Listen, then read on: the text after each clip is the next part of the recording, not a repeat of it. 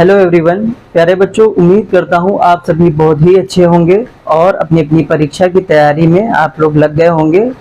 और मुझे आशा है कि आप लोग घर पे अच्छी तरीके से पढ़ाई कर रहे होंगे। प्यारे बच्चों, आज हम कक्षा 10 की विज्ञान स्टार्ट करने वाले हैं और विज्ञान की ये पहली क्लास है। जैसा कि आप देख पा रहे होंगे कि व्हाइट बोर्ड पर कक्षा 10 की विज्ञान का पूरा सिलेबस लिखा हुआ है। ठीक है, इसमें आपको क्या क्या पढ़ना है और रसायन विज्ञान में कितने पार्ट हैं, कितने चैप्टर पढ़ने हैं, है ना। और भौतिक विज्ञान में कितने चैप्टर पढ़ने हैं, जीव विज्ञान में कितने चैप्टर पढ़ने हैं। तो आप देखेंगे कि कक्षा 10 की जो विज्ञान है इसमें टोटल नंबर ऑफ चैप्टर्स जो है वो है 16। ठीक है, टोटल 16 चैप्टर हैं। इसमें से पहला चैप्टर बेटा आप देख पा रहे होंगे, पहला चैप्टर है आपका रासायनिक अभिक्रियाएं एवं समीकरण, केमिकल रिएक्शन एंड इक्वेशन। और दूसरा चैप्टर आपका अम्ल, क्षारक एवं लवण, एसिड बेसिस एंड साल्ट। इसमें आप सल्फ्यूरिक एसिड, हाइड्रोक्लोरिक एसिड और उसकी प्रॉपर्टीज डिस्कस करेंगे। लवण में है ना, जैसे साल्ट्स के बारे में डिस्कस होगा। धातु एवं अधातु, कार्बन एवं उसके यौगिक तत्वों का आवर्ती वर्गीकरण।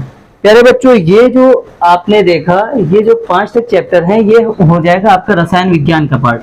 किसका हो जाएगा? रसायन विज्ञान का पार्ट हो जाएगा।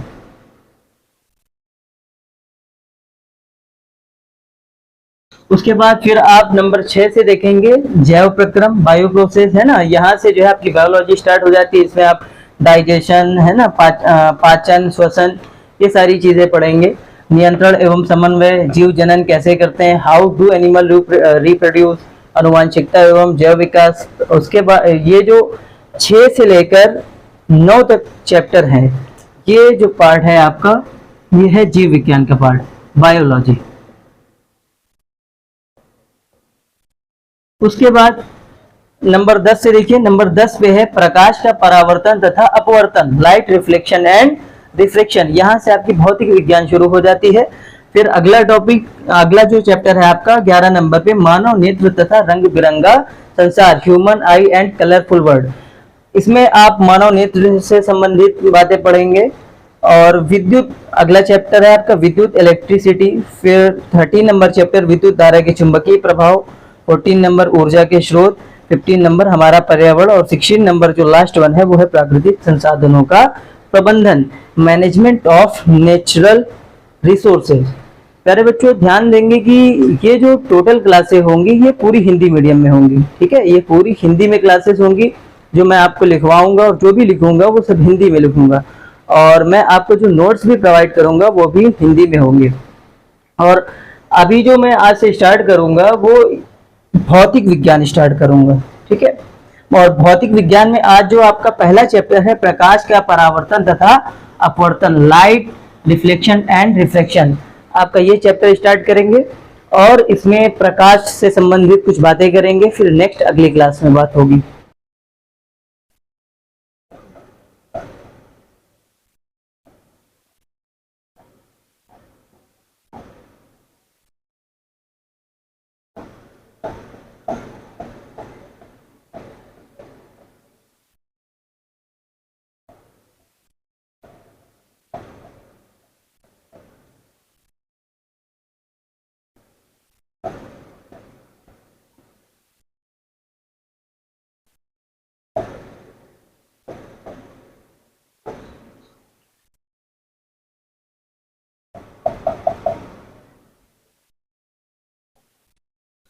मेरे प्यारे बच्चों, आज हम जो चैप्टर स्टार्ट कर रहे हैं वो है प्रकाश का परावर्तन तथा अपवर्तन। ये भौतिक विज्ञान आज से शुरू होगी और जिसमें आपका चैप्टर जो आपके सामने लिखा हुआ है वो हम डिस्कस करेंगे। अगर बच्चों मैं आपसे पूछूं, जब हम सोने के लिए जाते हैं, अपने कमरे में सोने के लिए जाते हैं और बेड पर जाने से पहले हम लाइट ऑफ करते हैं। बेड से थोड़ा दूर पे अगर बोर्ड है, इलेक्ट्रिक बोर्ड, तो वहां पे जब हम बटन प्रेस करते हैं जाके, यानी कि ऑफ कर देते हैं, तो पूरे कमरे में क्या होता है बेटा? अंधेरा हो जाता है। अंधेरा होने के बाद जब हम बेड तक आते हैं तो अक्सर ऐसा होता होगा कि किसी चीज में पैर टकरा गया है ना, या किसी चीज में हाथ लड़ गया, कोई चीज गिर गई। ये होता है कि नहीं होता है? अक्सर मेरे साथ तो होता है बेटा।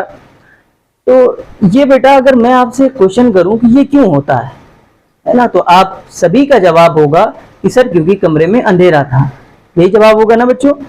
कमरे में अंधेरा था इसलिए हम टकरा गए और चीजें गिरी, या हम गिरे या हमें लगा। लेकिन अगर कमरे में उजाला होता, कमरे में प्रकाश होता, लाइट जल रही होती, तो क्या ऐसा होता? नहीं होता। ठीक है, तो इससे क्या बात समझ आ रही है बच्चों? देखो, कोई भी चीज जो हमें दिखाई देती है, कब दिखाई देती है? जब प्रकाश होता है। फॉर एग्जाम्पल, ये मार्कर हमें दिखाई दे रहा है, आपको भी दिखाई दे रहा होगा। ये मार्कर हमें क्यों दिखाई दे रहा है? क्योंकि अभी यहाँ पर प्रकाश है, इसलिए दिखाई दे रहा है ना। तो यहाँ से एक बात तो क्लियर हो गई कि हमें वस्तुएं कब दिखाई देती हैं? जब प्रकाश होता है। ठीक है, आप देखिए, जब आप 100 वाट का बल्ब जो आप जलाते हैं, 100 वाट का बल्ब जब जलाते हैं तो क्या होता है? आपको थोड़ा गर्मी लगती है, या लाइटें जलती हैं तो हल्का हल्का गर्मी लगती है। तो इससे ये भी हमें पता चलता है कि प्रकाश क्या है? प्रकाश एक एनर्जी है, ऊर्जा है ना। तो प्रकाश एक प्रकार की ऊर्जा है, और प्रकाश की उपस्थिति में हमें वस्तुएं दिखाई दे रही हैं। तो हम कह सकते हैं कि प्रकाश ऊर्जा का एक ऐसा माध्यम है जिसकी उपस्थिति में हमें वस्तुएं दिखाई देती हैं। क्लियर है ना? लेकिन बच्चों, अगर मैं ये प्रश्न करूं कि अभी मार्कर दिख रहा है, लेकिन क्या बताओ, अभी ये मार्कर आप लोगों को दिख रहा है? हमें भी नहीं दिख रहा। लेकिन अब प्रकाश तो यहाँ पे है ना, ऐसा तो नहीं कि प्रकाश खत्म हो गया हो, प्रकाश भी है यहाँ पे, इस वस्तु पे प्रकाश भी पड़ रहा है। लेकिन कंडीशन क्या होती है बेटा? जब प्रकाश विकिरण जो है वस्तु पर पड़ेगा, वस्तु से टकरा कर हमारी आंखों में प्रवेश करेगा, तब हमें वस्तुएं दिखाई देती हैं। ठीक है, प्रकाश का वस्तु पर पड़ने के साथ साथ उसका विकिरण टकराकर हमारी आंखों तक आना आवश्यक है, तभी हमें वस्तुएं दिखाई देंगी, अन्यथा नहीं दिखाई देंगी, है ना। और प्रकाश स्वयं नहीं दिखता, बल्कि इसकी उपस्थिति में हमें वस्तुएं दिखाई देती हैं। तो हम कह सकते हैं कि प्रकाश ऊर्जा का एक ऐसा माध्यम है जिसकी उपस्थिति में हमें वस्तुएं दिखाई देती हैं। जब प्रकाश का विकिरण वस्तु से टकराकर हमारी आंखों में प्रवेश करता है, तब हमें वस्तुएं दिखाई देती हैं। और प्रकाश की चाल कितनी होती है बेटा? निर्वात में प्रकाश की चाल होती है 3.0 इंटू 10⁸ मीटर पर सेकंड, यानी 3 लाख किलोमीटर पर सेकंड। कितनी होती है? 3 लाख किलोमीटर पर सेकंड लाइट।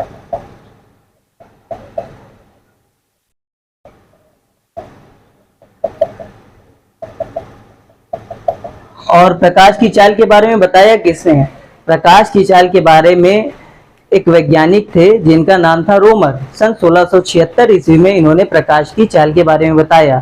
जब ये बृहस्पति ग्रह का अध्ययन कर रहे थे, तो उसी समय इन्होंने प्रकाश की चाल के विषय में बताया कि इसकी जो चाल होती है वो लगभग 3 लाख किलोमीटर पर सेकंड होती है। तो हम साथ साथ में लिखेंगे बेटा कि प्रकाश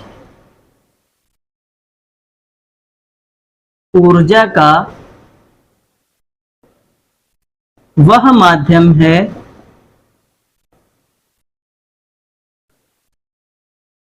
जिसकी उपस्थिति में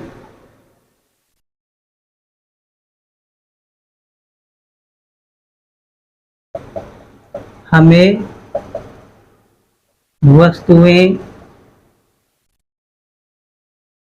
दिखाई देती हैं। वस्तुएं कब दिखाई देती हैं? जब प्रकाश का विकिरण वस्तु से टकराकर हमारी आंखों में प्रवेश करता है। तो लिखेंगे कि जब प्रकाश विकिरण वस्तु से टकराकर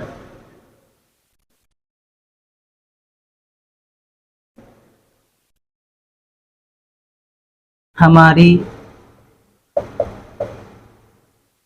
आंखों में प्रवेश करता है,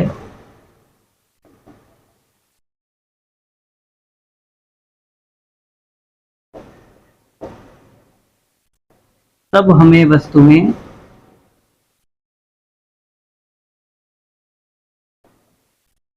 दिखाई देती हैं।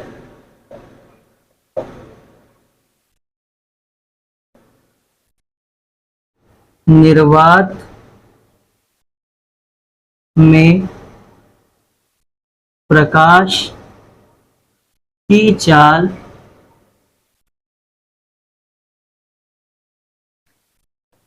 3.0 इंटू 10⁸ मीटर पर सेकेंड,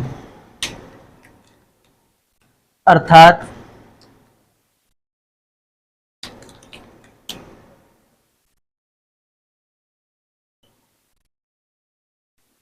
3 लाख किलोमीटर पर सेकेंड होती है।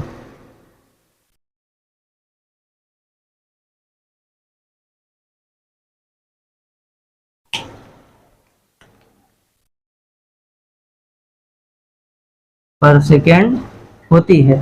प्रकाश की चाल के बारे में सबसे पहले हमें किसने बताया था? रोमर ने बताया था, है ना। प्रकाश की चाल को सन 1676 ईस्वी में 1676 में डेनिश खगोलविद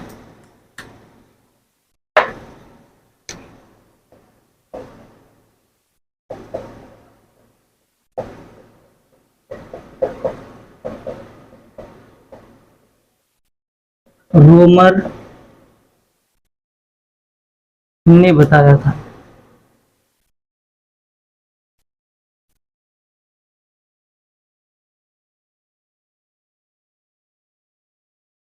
ठीक है। इनका पूरा नाम इनका पूरा नाम ओले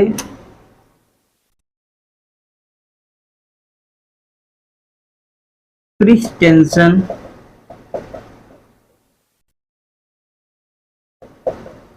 रोमर था। यानी बृहस्पति ग्रह के अध्ययन के दौरान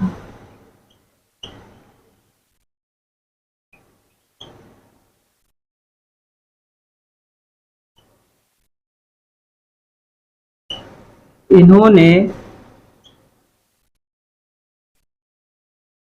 प्रकाश की चाल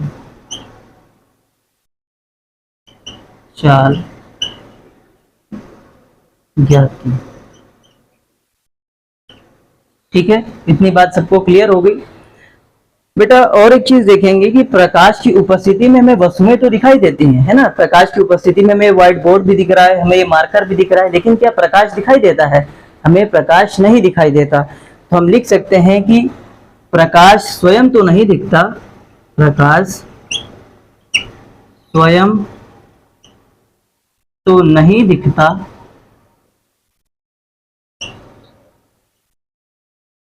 बल्कि इसकी उपस्थिति में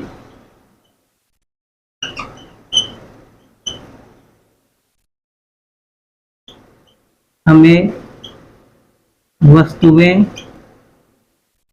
दिखाई देती हैं।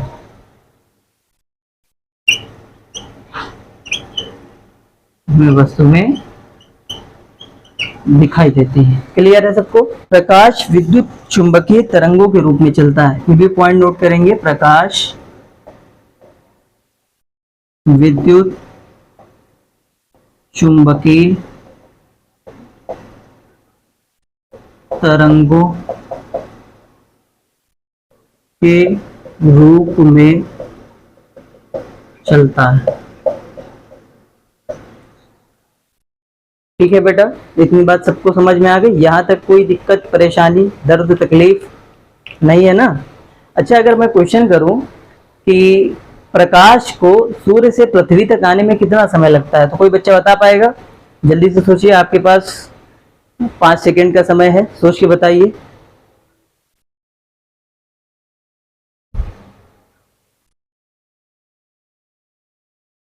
बताइए बेटा, प्रकाश को सूर्य से पृथ्वी तक पहुंचने में कितना समय लगता है?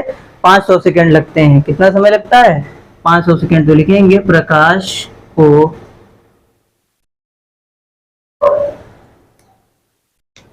सूर्य से पृथ्वी तक पहुंचने में 500 सेकंड यानी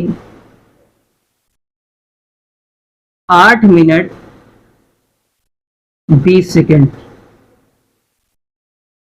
का समय लगता है। का समय लगता है। इसकी तरंग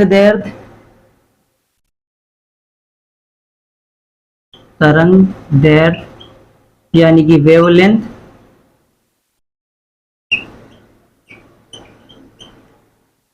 3900 एंगस्ट्रॉम से 7800 एंगस्ट्रॉम तक होती है। 3900 एंगस्ट्रॉम से 7800 एंगस्ट्रॉम होती है।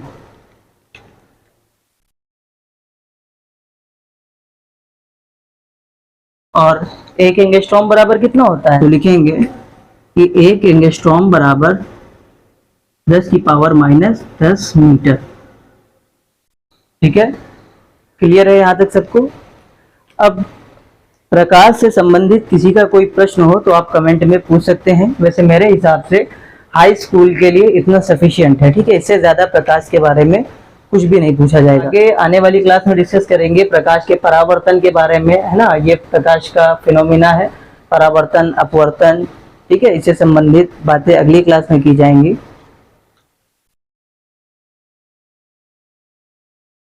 ठीक है बेटा, ठीक है, okay, thank you for the class.